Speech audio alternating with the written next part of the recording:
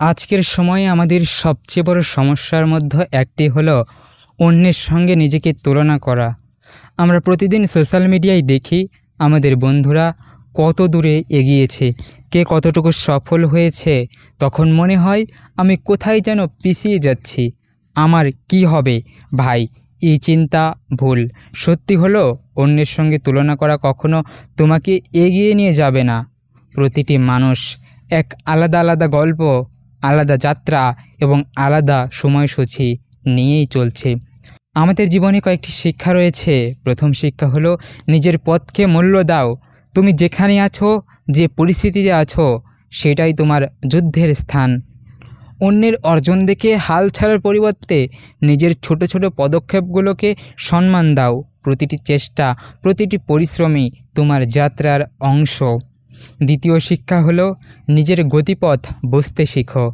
কেউ দ্রুত এগোচ্ছে, কেউ ধীরে, কিন্তু গুরুত্বপূর্ণ হলো তুমি নিজের গতিতে চলছো কি না।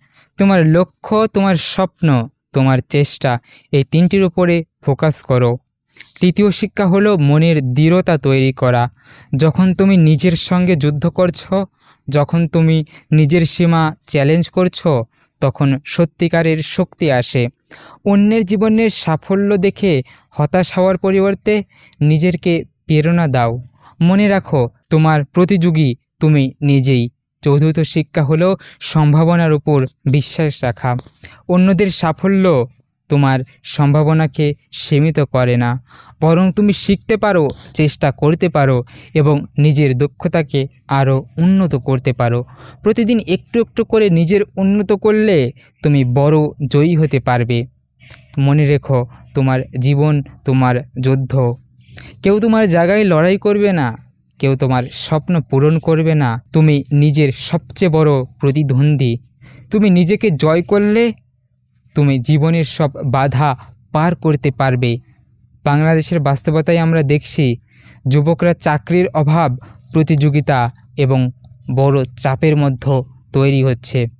কিন্তু যারা নিজেদের সঙ্গে লড়াই চালিয়ে যাচ্ছে, যারা নিজেদের সীমা চ্যালেঞ্জ করছে, তারাই একদিন সমাজের নেতা, উদ্ভাবক এবং প্রেরণার উৎস হবে। শেষে মনে রাখো, অন্যের সঙ্গে তুলনা বন্ধ করো, নিজের যুদ্ধে মনোনিবেশ করো। নিজের লক্ষ্য, নিজের চেষ্টা, নিজের শক্তিকে বড় করে তোলো। কারণ জীবনে কেবল তোমার নিজের জন্য নয়, নিজের যুদ্ধে জয়ী হওয়াই আসল বিজয়।